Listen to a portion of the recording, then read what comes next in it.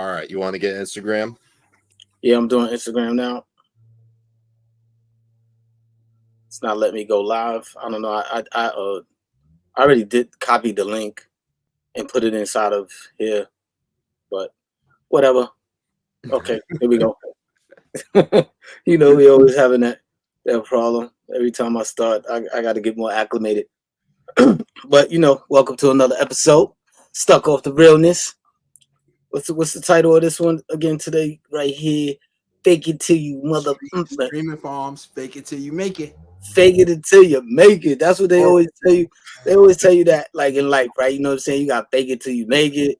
I never really was one to fake it until I make it. Like you know what I'm saying? I wasn't really on that. It's like you are in the state of what you are, and you just do whatever you do. I mean, sometimes it works for people, right? Like faking it until they make it. Like, but what if you never make it? Then your whole existence was just fake. Fraudulent. Fraudulent. Like, yo, you bad fraudulent. Like, people be out here wearing fake jewelry or you know what I'm saying? Like, on some real ish. Like, you know what I'm saying? So, what else do fake? People just be lying, and you know what I'm saying? Like, that's kind of whack. Like, coming up when I was coming up, it was what it was. Like, you know what I'm saying? I wanted to get on in hip hop. There was no really faking it. Like, you know what I'm saying? Like, you remember to come up? Yeah, you were putting in your hours. It's not necessarily faking it. It's you were studying the craft and right. getting better at it and learning how to get better at it. So I think there's that saying that you master a craft when you put your 10,000 hours in. So it's not necessarily faking it if you moving towards genuinely putting your 10,000 hours in. Now, if you don't care about the 10,000 hours and you're just trying to get to the end goal and get to some sort of check or the bag or whatever, yeah, well then you faking it. True. There's that part. But for the most part, I think that those early stages of coming up and trying to understand what it takes to master a craft, like that's not necessarily faking it. That's like right. It's like you going through the process of sharpening your steel and honing your craft. True. But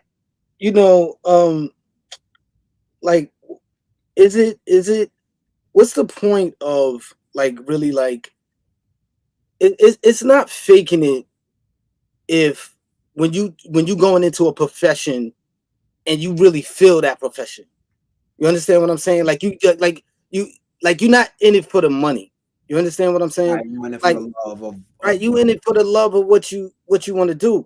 And sometimes I see in the industry people, not even in the industry, just in regular life, people wanting to become rappers because they just want to make bread. Right. You understand what I'm saying? Now I can't sit here and say that upsets me or nothing like that. But if you asking for help from me to do something in hip hop and your heart is not there, then that kind of that's throwing, like, saying mad shade on what I've been through to get here. You understand what I'm saying? It's like, not saying like, yo, you gotta go through it before you get on. I'm not saying that, but you gotta put in some work. Right. You understand what I'm saying? Now, there are people before us that, yes, they can mentor us, right? They can lead us in the right direction. That's a different thing than asking for some kind of handout. You understand what I'm saying? Right. It's different. And I don't think it's no different when people are doing things that are not real online as far as the music is concerned. You understand what I'm saying? And that's just leading into fake streams. Wow. Fake streams. Now, back in the days when this whole internet thing started, I was seeing mad people skyrocketing with followers and likes and this, that, and the third. And I'm like, wow, you know what I'm saying? How do you do that? You know, it's a whole science. I mean, there's a whole science to it. You know what I mean? You gotta do your thing online for people to be interested, right? Like, and then, you know, or you just gotta be this public figure that people are flocking to, and naturally they're gonna get there. But some people want to get there ahead of time. They want to skip the line. 0 to 10,000. Give me this blue check real quick. I need it now. I need that blue check. You feel me? People want to drive in the Bentley before they got their own crib and still living on their mom's couch. That's faking it until you make it. You know what I'm saying? How you riding around in, you know what I'm saying, a $200,000 car and you don't even got your own crib? Yeah. Yeah. You know what I'm saying? So it's a lot of that going on. And recently I started finding out that, yo, they got streaming farms. Now, did you hear about that? So yeah, so I seen a little bit about it. Let's talk to the people about, for people who might not even understand what a streaming farm is. Why don't you break that down a little bit for them so they can have a sense of what we're talking about or what we're about to get into. Right. So my knowledge of streaming farms is just some companies out there that's offering a service to give you the ultimate amount of streams to make it look as if you popping. Let's just keep it simple, to make it look like you popping. Fake it till you make it. And I think the theory behind that, here we go. Thank you, Siraj. Look at this. You understand what I'm saying? They buying these services to make it look like they popping. And the theory is, if you look like you popping, people are interested. People are like, oh my God, he got 2 million followers. Right. What's all the craze about? Go ahead. Yeah. So there's a real good video that kind of helps to put some of it in perspective. Rest in peace to Michael K. Williams. When he did his show on Vice, he had a segment where he talked to a dude about streaming farms and then about bots with ticket sales. And dude basically, what he did was he had a set of phones that would literally stream the music on Spotify. So I got the clip here if you want me to play it. And here goes the clip. Yeah, should we listen to you? Yeah, let me start over. To sit here and stream their music to run the numbers up. Yep, yeah, just basically just run the numbers up. Some people ask for 100K, 200K, just to get really the appearance of their music to look good when people go to their page. Oh, this song has X amount of plays, let me listen to it. I want to come to and buy 100,000 streams. What would that look like? Typically, probably around $1,500. Wow. Streaming farmers are the engine of a booming black market, where music artists are faking their way to the top of the charts. How do your clients find you? Most of it's just word of mouth through referral services. Maybe it's a label or coming to me, and they're giving me a lot of business with all their clients. You've had A&Rs and labels come to you? Yeah. You've seen some of these prominent artists like French Montana, for example. I think maybe last year had a song ripped down, and that was a whole big Twitter thing, and it kind of got a lot of eyes on big artists using these farms. French Montana got caught up in a scandal when fans alleged that bots had hacked their Spotify account to rack up streams of his music. The G-Eazy's management got caught red-handed in a leaked phone call. Maybe they don't know about all this stuff, but they know. They know. Are you able to show me like your stream farm in action? I can show you the bot with all the servers on it. Right now I have around 50 servers around the country that I use. Basically with 50 different computers that I could tap into and log into. At any given time. Yep. So I have them all set up with the bot. Say I wanted to play his song for 60 minutes. I would just type in the 60 here. So at 2 p.m., all of those servers are going to stream a particular song. Correct. Say if a song is 3 minutes long. So we're talking about 20 times 50, am I correct? Yeah. In the space of 1 hour. Yep. That's a lot of streams. Yeah, especially when you are able to scale up a lot, get millions of streams within a month. What a way to make money. That's crazy. That's crazy. And I remember seeing this years ago. Right. And if you look, you see how Dude had all the phones. So he's got all of those different phones streaming whatever that song is. And then he said he's got 50 servers. So he's got 50 computers that are triggering phones in a room to do all of that streaming. Like, that's insane. That's insane. The fight is fixed. The fight is fixed. And go ahead. And here's the crazy thing, because this is the thing that I was thinking about. I remember and have you might be able to speak to this from like an industry perspective, right? So before all of the streaming and the internet stuff, there was always conversations about like payola, right? Like people like DJs getting paid at radio stations or whatever to play a record or to play your music or whatever the case may be. But it like is this like the new, or these streaming farms, is this the new payola? Like is this the way that it happens now? I would say yes. I would say yes, absolutely yes. So I guess it's not a new thing, but it's just a new form of technology, and the fight is still fixed. You understand what I'm saying? It's like, yo, when we used to listen to the radio, bro, how many songs can one song come on in 1 hour? You understand what I'm saying? It's like, yo, can you if the song is whack, it's definitely making you like the song. It's definitely gonna make you like the song. So I think that is the theory here, right? Without even hearing the song, because you know how many times I went on YouTube and I saw something had 11 million views, and I just went to it just to see what all the buzz was about. Yeah. And 9 times out of 10, I ended up liking the song. I ain't even gonna lie to you. Right. Or what happens to me a lot is like I'll be in the car driving, right? And I'm listening to Tidal. I got on an album. And you know how after you play the whole album, then the algorithm is like, oh, well, Todd, you've been listening to the Makami album. So now we gonna play you all the things that if you like Makami, you gonna love Your Old Drew. You gonna love The God Fahim. You gonna love Conway. And sometimes there's songs that pop in the algorithm, and I'm like, yo, I'm not gonna love that. Like how do we get there?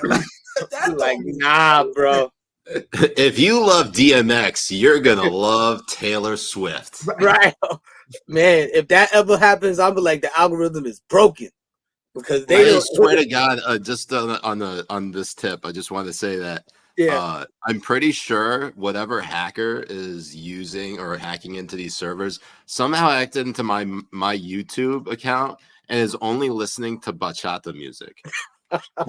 And I'm only now getting recommendations for other bachata music. I'm like, I never listen to bachata, and I go to my YouTube on TV app and it's just flooded with bachata. I don't have no idea how this happened, and I changed my password. It comes back and there's more bachata. Are you serious for real? Like, that's really I'm not even joking. I showed my boy this like a few months ago. I changed my password. I come back to it like this last week. There's still someone listening to a bunch of bachata using my account. That's crazy. Well, check it. At least when bachata come on, Siraj, you know what I'm saying? You'll be winding those hips now. You know what I'm saying? You all good. You know what I mean? Like, but you gonna be a bachata pro. You feel me? Word up. But a lot of good recommendations for sure. That's for sure. I know you do. After the show, you're gonna have to, email me a couple of those bachata songs. But I don't. Does it work? Does these fake streams work, or can it backfire on you? You know what I'm saying? Because it's coming to light about these farms, and not only that, even subscribers that some people have on Spotify are disappearing. Right. Well, I think it works in one way and it backfires in another way.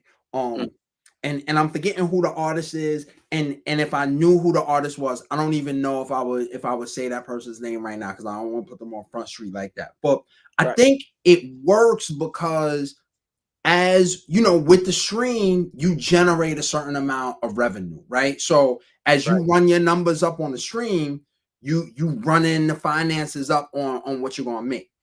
So I think it works in that regard. I think where it doesn't work is when it's time for you to now, okay, your label thinks you got 1 million streams on this song, 500,000 streams on this song.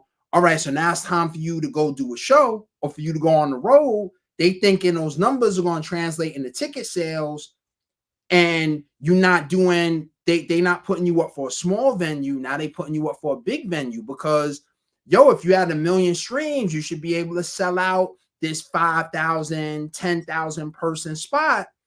Right. When you don't even sell half of those tickets, that's when it starts to fall apart. And I could believe that because in light of, these fake streaming farms, these, and all of that, we seeing tours getting canceled left and right. You understand what I'm saying? And you would think, like, why the hell would such and such tour get canceled? Like, because they on fire. You understand what I'm saying? Right. So I think there's definitely a correlation between that and the streaming farms and the tours that's going on. And there's a disconnect because now these tours are getting canceled, and the artists have to go out there and make a statement saying, oh, because you don't want to blame it on ticket sales. You know what I'm saying? Not like that.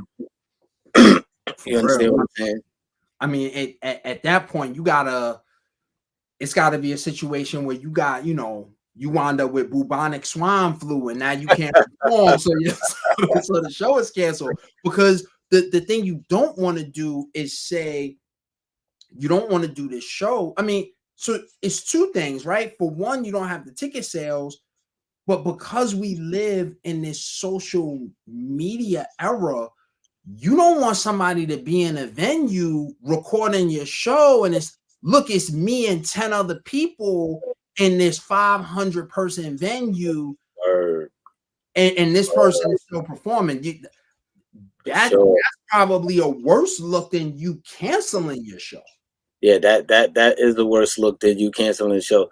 I ain't gonna front. There was some times where we did shows, and I don't even think we should have even been in that state or city. You understand? We just trying to fill the dates up, and it definitely it don't feel good when there's only like 30 people in the crowd. But you still gotta perform as if it was like 1,000 people there. You know what I mean? Because we love hip hop. Right, and the difference with that is that, like, things are going to happen, right? Like, in your movement, the Mobb Deep movement was always just an organic movement for people. So there's going to be times when there's going to be 150 people, and then there might be some times where there's 50 people. Now, I mean, none of the clips that I've seen, it never looks like a problem. Now, that's because you built the fan base organically versus people who, how you were saying earlier, are trying to get from 0 to 1,000 super fast. Right. And they're not thinking about how that's going to translate. You might have somebody on a computer generating that stream, but if that stream isn't connected to a human being who is a loyal follower to what you're doing, then it's not going to translate as you keep going through the process. Nah, it's not going to translate. And then, I wonder if, like, who's to blame? Is it the artist pushing the labels to do it? Is it the label pushing the artist?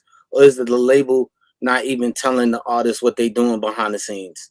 You understand what I'm saying? So I think the question that we always have to ask is, if you told the artist, if a label told the artist that this is what they were going to do, would the artist be okay? Like, say if Steve Rifkin came to UMP and was like, fellas, listen. I'm gonna cut a check to X amount of DJs across the country to play your music. Mm-hmm. What do y'all think? Now, okay, to get artists, I mean, to get DJs to play our song, I don't know about that. You understand what I'm saying now? Because this should be organic, and I don't think ever there was a time when that we paid DJs to play our song. You know what I'm saying? I don't know what any record execs was doing. You know, later on, never. And I know Steve Rifkin is stand up. Um, and all of our stuff was organic. Us, Wu Tang, you know, Big Pun, and all of that. But what I do know is that, you know, we treated the DJs well. You know what I'm saying? We tried to make them feel like family. You know, you want to build a rapport, a relationship with these DJs and these radio stations, and everything short of payola, right? Like you want to participate in, you know, in events that maybe the radio station might be doing. They might be holding a summer jam, you know what I mean, or Halloween fest, whatever you want to call it, and you want to participate just to show your support for the station. You know what I'm saying? Like, you know, you're supporting them, and I don't think nothing's wrong with that. You know, but when you're paying to get your record played, okay, now we dabble into payola territory. You know what I'm saying? That's not cool. And you know, I think a DJ really should play something organically that he likes. But I mean, the pressure's on that one DJ so much that he's probably forced in the box like, yo, I can't play what I like. I just gotta play what I'm getting paid for or whatever's popping. Because you gotta imagine there's probably like a trillion people coming at the DJ's neck. Okay, now fast forward to now. It's not really all about radio. It's about those streams, you know. So, you know, a lot of artists are under pressure to look good out here, you know, because imagine, you know, if they sitting on top of the world, you know, one year, and then the next year there's a significant drop off because the attention span of the average music listener is really short these days. You know what I mean? Because there's music coming out every 3 seconds. Somebody's grabbing their attention, Right. and they want to stay in the limelight. So now I can see why, you know, these labels or these artists will want to try to, like, you know, skip the line and be like, nah, I gotta stay popping as much as I can. It's like it's similar to like what they do for clickbait, right? Like a lot of people are doing these podcasts and they just saying a lot of things for clickbait, like things I wouldn't even Hot you, takes. you know what I'm saying, just for Right. content. You know, doing these dumb little headlines, and then now they need like 20 bodyguards. You understand what I'm saying? Because you know they just saying reckless things.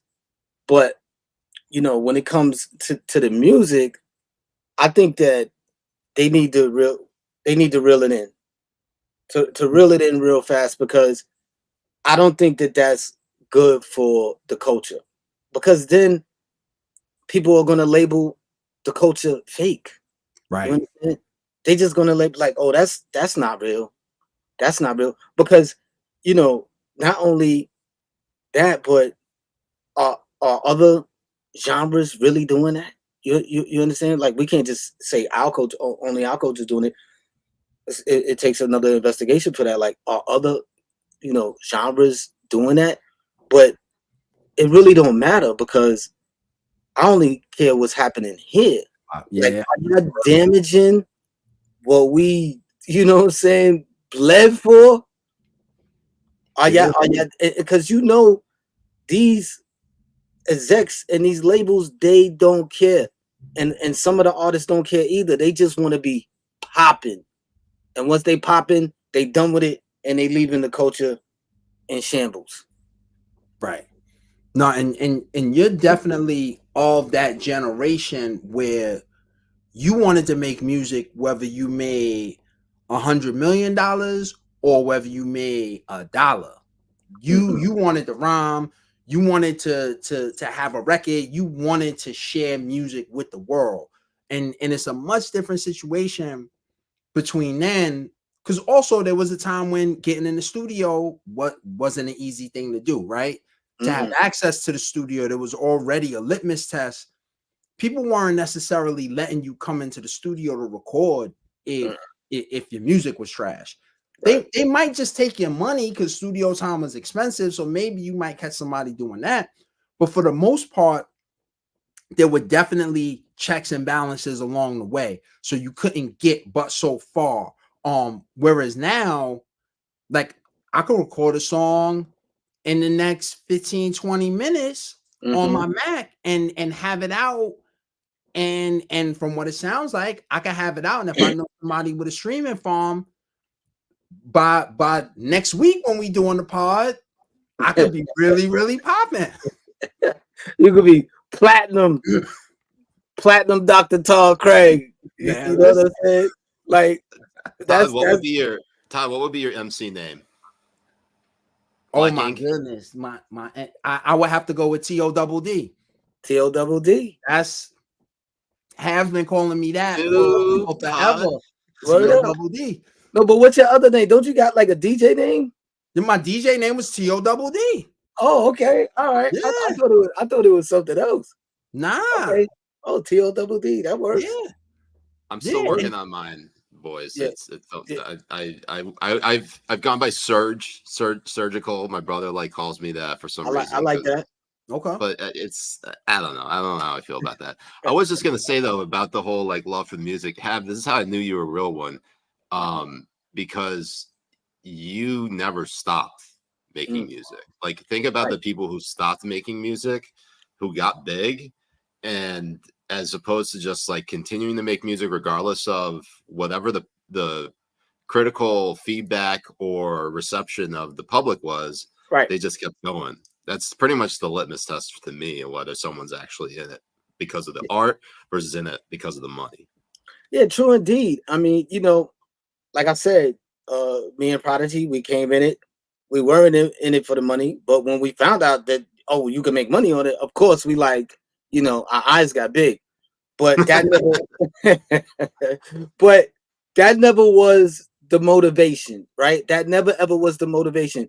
And I would be lying to you if I said we didn't have ups and downs. You know what I'm saying? We had we had ups, we had downs. You understand? And those times really try and test your love for the game. Because you'll be like, you know what? I'm out of here. Whether it's people that are that disappoint you in the game, whether you feel like the label's failing you, the fans are not reacting the way you want them to. It's really a true test to who you are as an artist. And if you're a true artist, you accept the ups and the downs. You really truly accept them, and you use it as energy, as motivation to even make better music. No excuses, no excuses. You just you dig deep and you go hard. And yeah, it's not about the money. And so that's why it's kind of it upsets me to see a lot of artists when they speak, it's just about the money. You know what I mean? Like, of course, we all love money. You know what I mean? Like, that's what makes the world go round. That's how we keep the roof over our head. But this is art, right? And we're describing things that we've been through, things that we saw. You know what I'm saying? Current events and things of that nature, and that's going to bring money naturally if you do it good. If you articulate it in a good way. You know what I'm saying? You come from a good place with it. You're authentic. You know what I'm saying? Like, listen, there's a lot of CB4 rappers out there right now. You know what I'm saying? There's a lot of CB4 rappers out there. And look, I'm not mad at them. You know why? Because it distinguishes the real from the fake. Right. You understand? So if you mad at CB4 rappers, then you must be insecure. You must be a CB4 rapper. You understand? Right. Like so, you know, I'm not mad at anybody in any way how they choose to do, but when it starts leaking on and putting a cloud over the culture, you know, that's where we come in to a crossroads, and we're gonna have to be like, yo, what's up? Put them up, son. Like, what's good? Like, you know, like you know what I'm saying? You messing with my culture right now. You know what I mean? Like, it's real, and you know, I really care about it, and not only me, I know a lot of my colleagues, they care about this stuff, you know, a lot, and you know, people try to give them flack for it, like being too hip hop. You know what I mean? But it's real, because before you know it, it's not even going to be hip hop no more if we don't protect it. Right. So, and let's share this with the people. For anybody out there who's listening who doesn't know the movie CB4, shout out to Chris Rock. You need to go watch that movie so you can understand what we're talking about when it comes to CB4 is a movie about a character who is rhyming. He becomes a gangster rapper and is completely inauthentic to who that person is. And you watch this group go through this moment. But it's definitely one of those movies that you gotta watch. Yeah, somebody in the chat put Gusto. Yeah, you definitely gotta see that movie so you have a better sense of this idea of kind of authentic versus inauthentic music. And I was just gonna say, Ghost said it on the on Enter the 36 Chambers in that interview that they ended up publishing within I think it was on Fourth Chamber. He's like, we're not in it just to hop in and hop out. You know, we're in for the gusto. We go keep it raw. That, I don't know why that tie-in right there, but gusto obviously just means, in this case, money. But like, you go back to what CB4 is, MC Gusto, like, it's pretty much all in it for the money. And Nas says it too. Fake thugs, no love, you get the slug. CB4 Gusto. Like, he's referencing that right at the top of that second album. Like, really being clear about, like, exactly what Hav just said. This is the culture we want to preserve and protect it. The other thing to have that I think is super important to mention, you know, Siraj mentioned the fact that you were always continuously making music, but the thing that always struck me was in those moments where you were the most popular, when you could have been over here at this party, over here in this club, over here in this venue, you was in the basement on an MP at 12 in the afternoon, 1 in the afternoon, 2 in the afternoon, 12, 1 a.m., 2 a.m., 3 a.m. You wake up 6, 7 o'clock in the morning, go downstairs, make a beat before you go to the bathroom. Like, for real. And that's just a testament to how important it was, how much you wanted to just curate a musical experience for people.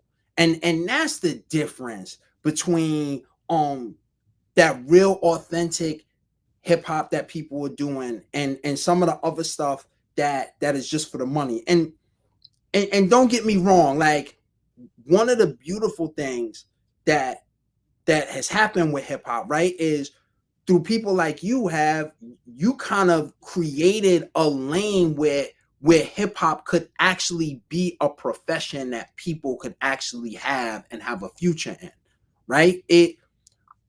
When you and P were getting into the game, it wasn't necessarily a guarantee that you could be successful in the music game and have longevity. You were the generation that I think really first opened the door for people to be able to make hip hop a profession, where I could be an artist. I could have my man who came up with me be my manager. I could have my other man from over here be my DJ. I could have this, like, and you could set up a business infrastructure that would allow people to get up out of some circumstances that weren't necessarily ideal all the time. True indeed. You know, look, we came up in the era. It was Gladiator School. You know what I'm saying? There was a lot of good acts out there, a lot of good groups, and making it in the industry definitely wasn't promised. And even if you made it, it wasn't guaranteed that you would sustain a career. It wasn't guaranteed that you would sustain a career. But the focus for us was not on that. The focus for me and Prodigy was making good music. That was always the focus, and we really cared about our supporters, right? To the point where we probably was super insecure about it. You know what I mean? Like we like, yo, it's like, what's dad gonna think? Like, you know what I mean? So we cared about our supporters. We cared about what art we were crafting. And I think in doing that, we were able to sustain a long career, to be able to survive and thrive and do this music on a high level. Now, a lot of people like to say that we are underrated. I would say that being rated at all is a good thing, because there's some people that's not even underrated, Right. and I think that, and that just shows that we were on people's minds. But going back, and we doing a show in this month on August 27th, and it's called The Real Hip Hop, and we're gonna have a lot of special pop out guests. It's going to be at the Palladium too. Palladium, Times Square. And the reason why I bring that up, because we talking about real hip hop and how we was able to sustain a career, and MOP. Right. They got like one of the best, illest hip hop songs of all time. They got Annie Up. Right. They got all these, when that song comes on, you already know what happens. We got Mobb Deep doing the Shook Ones. And that show that we're going to do on August 27th at the Palladium Times Square is a tribute to how we felt about the music and how much we care about the music. Like, we really actually care. Yeah, you know what I mean? And let me say this too, because I think it's important to say, because you just brought up MOP. Shout out to MOP, rest in peace to Fox. They just lost. Fox was they missed a long time. Like she was part of that first family crew. Yes. So yeah, you bring them up. While we shouting them out, let's also lift her up too. Yeah, we definitely have to. And I knew Fox when we first got to G Unit. Us and MOP, we shared a tour bus together, and I got to know Fox, and she was mad cool. She was really, really cool. Definitely somebody that's going to be missed. And while we talk about it, let's shout out Chino XL as well. He passed away, one of our premier MCs out of New Jersey. We got a lot of fallen soldiers, what I'm saying, lately in hip hop. And when we speaking on that just goes to show you how much we love the art, you know what I mean? Because we care about our colleagues that much, where we like, yo, like, RIP to the homie, because he was a real hip hop head, and Fox was a real hip hop head, and if they was on this show right now, they'll probably be calling out the fake more than we calling out the fake, because Fox was out spoken. and Chino XL too, like he, you know, we talk about it a lot, like one of those ones. He was like your favorite lyricist, like one of your favorite lyricists, because he was just lethal with the pen. Word. I mean, he definitely was one of those ones that was lethal with the pen. He was my how should I describe this? He also was my that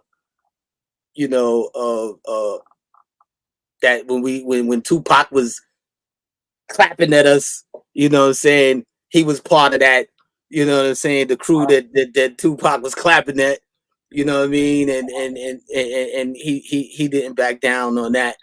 So yeah, that was a like out of nowhere kind of loss, you know what I mean. But yo, it's real, man. You know, this, and that's the reason why we here talking about, you know, the fake ish that's going on in this hip hop, because we don't know what kind of effect it's gonna have on, you know what I'm saying, on hip hop, because, you know, just like the young black male back in the days, you know, I'm 50 now, but back when I was a teenager, they wasn't trying to expect us to go past 21. Right. 18. 18, they wasn't expecting us to go past that.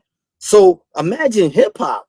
They was like, it's gonna die out. It's gonna die. They're gonna stop doing that next year. They gonna after this summer, they're gonna be finished with this rapidy rap thing. Yeah, they'll be finished. But and look, hip hop is still here. Right. It's still here, but somebody trying to kill it. Well, and let's think about this. And I wanna try and do this in a way where because I don't think we necessarily gotta call any artists out per se, right? But what would you say differentiates the authentic rappers, hip hop artists, and kind of those CB4 fake rappers that's just trying to run up their streams, get to a bag, and leave the culture high and dry? Oh, what different? It's hard to really differentiate. You know, it's hard to differentiate between you know, the real and the fake. Because but one symptom of it is this. You could tell the ones that's not real and they fake, and they're not going to be here long because they don't be here long. Right. The one hit wonders, you know, the manufactured groups and artists that was just pulled out of a hat like a rabbit, you know, that they just got this hit, you never even heard of them before, and then they here and then they're gone. And so, you know, they wasn't really in it. And you know, and you could kind of tell off of the verbiage they use when they're doing interviews. You could tell off of how they talking. You know, you could listen to somebody, and when you listen to them, you know, when they tell you who they are, you better believe them. Right. And I think another indication too is, you know, one of them questions, and I think as much as I dislike the question, I think this is when the question is really helpful. When you start asking, so who did you study coming in the game? Who's your favorite artist? Who's your favorite MCs? You can tell by what that list is. Like that list will tell you everything you need to know about an artist. Everything you need to know will be in that list. It'll tell you what generation they rocking with. It'll tell you how far they studied. It'll tell you, it could potentially tell you like the elders who are around them, what they were listening to. And sometimes you just know if that list don't have certain names and key benchmarks on it, you already know that that's a problem. Right.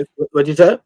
I was gonna say I see there's some comments that I'm trying to look at some of the comments in the chat. Somebody just said people be lying, they be lying about their list. Listen, sometimes people are lying about their list. If you got enough time and you press that person, and the only thing they could give you is the big singles, they can't give you no album cuts, then you know it's a question. Like, perfect example. Mm-hmm. A lot of times people, when they talk about the Murder Music album, right? Of course, there's gonna be Quiet Storm, right? Mm-hmm. Of course, it's gonna be It's Mine with Nas. But those people who are like, yo, the Realist is my favorite song on the album, like, you already know what kind of cloth they cut from. Right. That they picking the song with G-Rap on it. Right. No, that's true. That's true. That's true. That's true. I get asked that question a lot. You know what I mean? And they, I go for the easy answer. So I ain't gonna knock somebody if they just say Quiet Storm. They be like, I will say though, if they do know about Quiet Storm, they at least listen to enough hip hop to know what they're talking about. Like, if you just give me Tupac and Biggie, like, that's not enough. That's not enough. That just shows me you like don't really pay attention. You just know like those two big big iconic rappers, and that's it. Yeah, that is kind of true. That is, if you yeah, go ahead, Todd. If you think about it like this, Biggie and Tupac, you can now get Biggie and Tupac t-shirts out the Gap and Old Navy. Like, at that point, it's beyond just hip hop, and now it's like global mass consumption culture. So you gotta do a little bit more than just say those names. You got to be able to dig into some of their catalog. No, you definitely got to be able to dig into the catalog, and I know Siraj could dig into that catalog. I was just gonna say, like, when people tell me what their favorite Nas song is, and they're like, "I Can" or "I Rule the World" or something like that, I'm like, no, get out of my face. Like, any of like their singles that have like been big, no, I don't want to hear it. Right. Like, I need that real shit. Like, I Gave You Power, that shit. Right. Like, time and again, listen to it. The Primo beat, the message, the fact that he basically wrapped at himself as a actual gun. That's like there's so many levels to it. Yeah, I was low key jealous of that. I was like, why I didn't think of that? You know what I'm saying? Like, hey, but at least you got on the album, right? You got two bangers on there. That's both the setup and live rap, flawless productions. Thank you. I couldn't ask for a better placement when it came to that Nas album. You understand? But yeah, that's real. Like, if people can't name like album cuts, then those are they like fake streams to me. You're a fake stream to me. Like, you got to get out of here. But I think we need to protect the culture at all costs. And I'd say that, like, I guess in an abstract way, by just calling attention to it. The more attention you call to it, maybe these dudes that got their hands in the cookie jar will get their hand out the cookie jar and let music take its natural course. Because that's what I think is missing from music. Music being able to take its natural course. They doing it in every walk of our life. They're just doing things to products that shouldn't be done. Songs shouldn't be played for us 10 times per hour. That's not fair to the really dope ass artists that's out there, waiting in the wings. But it's probably making it better for the independent artists out there that's popping right now, because independence is on fire right now. We had an episode on independence because they really are making a killing out there, and they not out here faking their streams, having fake bots on their page, and this, that, and the third. The independent artist right now is killing it, and I think the labels are really trying to figure out how the independent artists are even doing this right now. Right. And have one thing I wanted to ask you, and you kind of touching on it, but I want to make sure that I ask you this question. Do do you think that artists today need the streaming farms to be successful musically? No, It's a good question. no, I don't believe that the artists need the. That's like asking, do the artists need to be lied to? Like, no, bro. Like, if your music ain't popping, go back to the drawing board. Stop trying to fake these streams like you popping, tricking people into liking your music. And what's so crazy is that, you know, not to diss the general population, but a lot of people are like sheep. They just follow what's trending, and it cancels out the good music that is out there. It's muddying the waters. There's a lot of talented artists out here that will probably, you know, never hear or you know, or see, because it's being drowned out by all of this BS that's going on. I also Somebody noticed said, that. Oh, I was just gonna say, sorry, Havoc, I didn't mean to cut you off. no, somebody said they disagree, and I want to know what they disagree about. His name is I think they said people are scared to be themselves now. And you know, like sheep need farms. Sheep need farms. Yeah, that's what he said. Exactly. Okay, got you. And you know what's crazy about that, is I don't think that people being scared to be themselves is just a problem in 2024. I think musically there's always been a trend of people. It's not so much like, maybe it's not that you don't want to be yourself, but you see that there's a sound or a movement that's successful, and so either the label may try and push you towards that direction, or you just trying to tap into that because you think that's going to be what brings you success. And the real thing that brings you success is just you doing the music that you love to do in your heart. And that's the truth. That couldn't be more true. What you gonna say, Siraj? I was just gonna say that one thing I've seen that was that this newer generation has been kind of trending towards has been, rather than focusing on the quality of the music and improving it, people have been improving the quality of like their physical appearance, the facade. You know, you see, and like no disrespect to any of these rappers, just because like they, you know, they might actually be ill on the mic, but you know, they're like dyeing their hairs all different colors. They're getting the weirdest ass haircuts. Like, yeah, you're not Old Dirty Bastard. Like, Old Dirty Bastard was like an absolute legend who actually could rhyme, and nobody really cared about his hairdo until like, you know, he just got bigger, right? So everybody seems to think they're the next ODB in that regard. It's just very strange. Yeah, you know, people are tripping over themselves to be the most authentic person in the hip hop, you know, in a weird, strange way.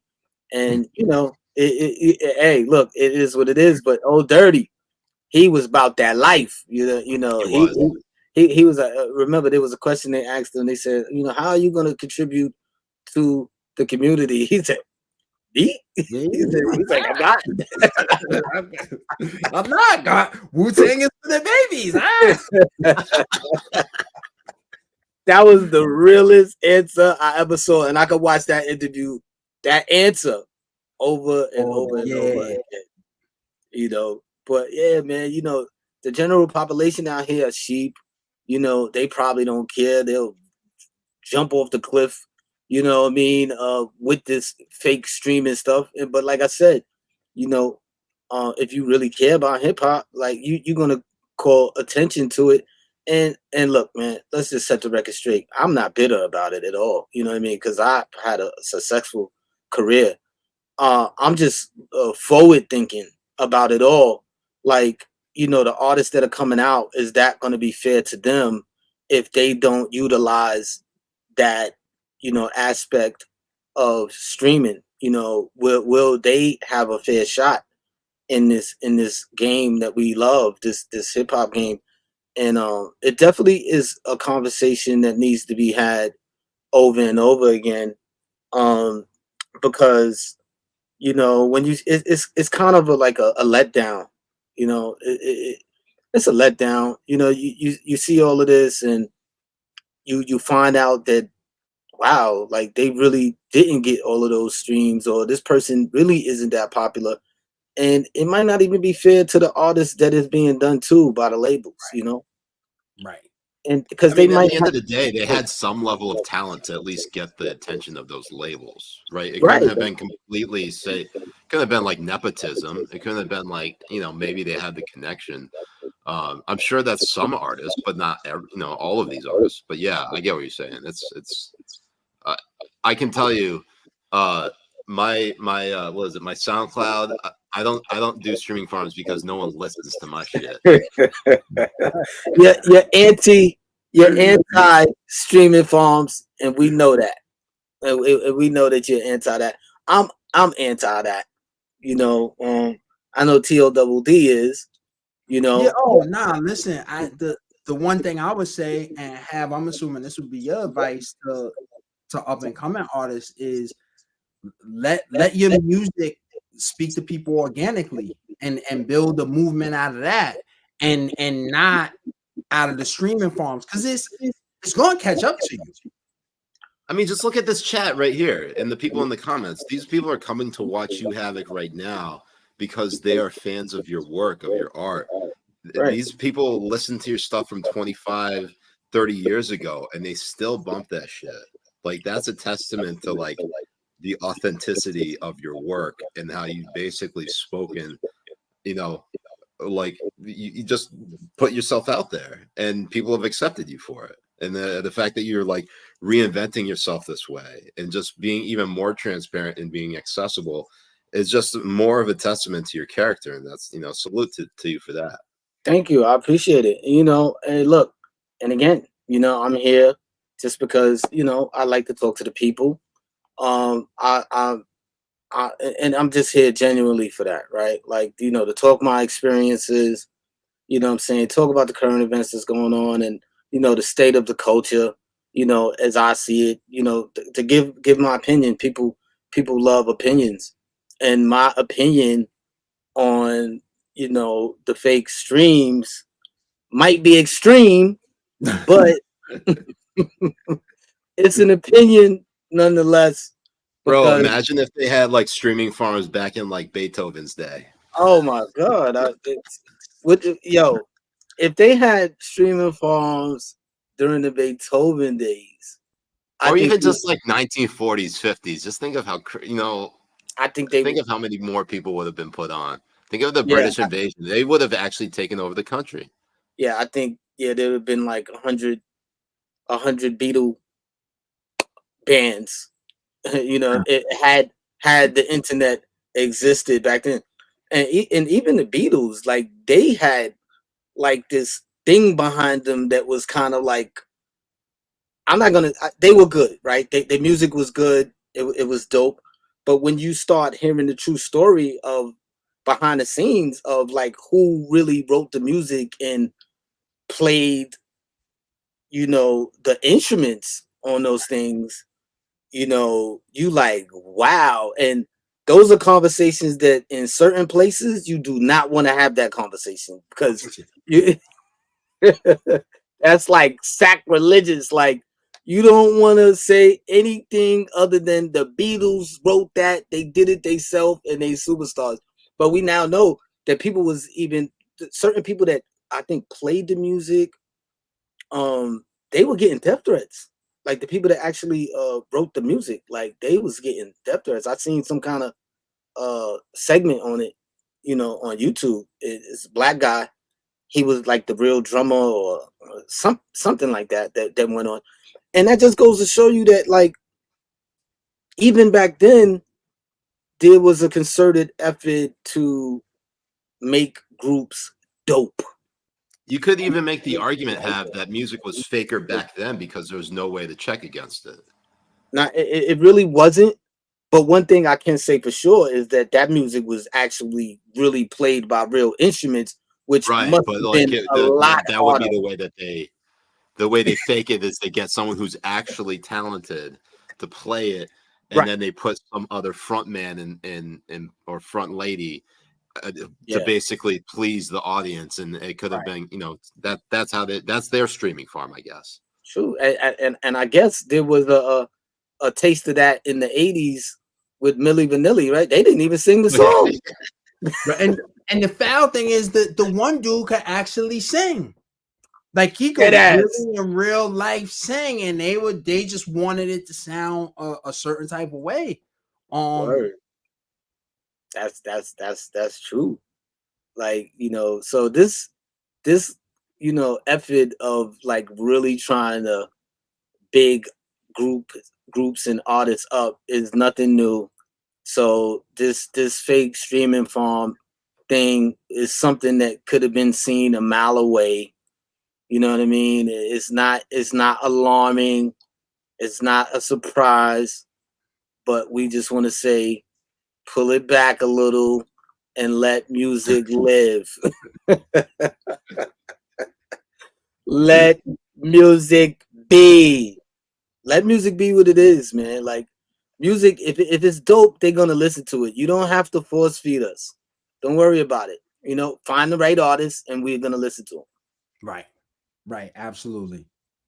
That's nothing good happens when it's forced. Nothing is good. You can't force nothing that don't fit. You understand what I'm saying? So, that being said, I think that we really touched on it, and we gave them something to think about, moving forward. When you're looking at your favorite artist, you gotta wonder, is this real? Do I really like it, or do I just like what it looks like? Like, do I like the 5 million, views? You know what I'm saying? So I think it's a conversation that, needs to be had, over and over again, so we can protect the culture, man. I just want to, thank everybody for tuning in. Another episode of, Stuck Off the Realness. Thank you, Dr. Todd Craig, TODD. Of course, can I say one thing before we get out of here? Yeah. So on Friday night, I was in Brooklyn. Shout out to the homie DJ Boogie Blind. He does a monthly party out there called Easily, at a spot called Friends and Lovers. And I was in there, and a dude just ran up on me and was like, "Yo, Todd, what's good? I mess with you." And I'm like, okay. And he was like, "Yo, I watch the pod every week with you and Have. Yo, I came here. I was listening to it before I came here. Yo, what y'all are saying is dope. I'm an artist from Queens. I'm a rapper and producer." So I didn't get homie's name because it threw me off so much. I was like, "Oh, that's dope. I appreciate it. Thanks for listening." But I didn't think to even get his name. So to dude who ran up on me at Easily and Friends and Lovers, yo, shout out to you. Thank you for listening. And of course, Boogie Blind is the homie, and he's one of those super authentic DJs. So I just wanted to shout him out before we got out of here. But I had to tell you that story. I included Instagram links in the below, so that if they really want to get at you, hit them up. Hit Todd Craig up. Yeah, hit me up, and we'll shout you out next week. We might be able to listen to a song and tell you whether we think it's authentic or if it's I feel like you really do have to do a deep dive of this, Havoc. Like, you listen to a song that's like top trending, right? Guess whether it was actually using a stream farm or not. Right. Yeah, we're gonna put it to the test. We definitely gonna put it to the test. Maybe we'll save that for next week. But yo, thanks for sharing that story, Todd, because that just goes to show you, yo, we are doing our job. You know what I mean? It's a slow and steady grind. We're not here for clickbait, but we salute y'all that watch. Right. Thank y'all for being here and listening, because y'all could be other places on a Thursday evening. The fact that y'all are locked in here, super important. Appreciate y'all. Salute. Appreciate y'all. Thank you.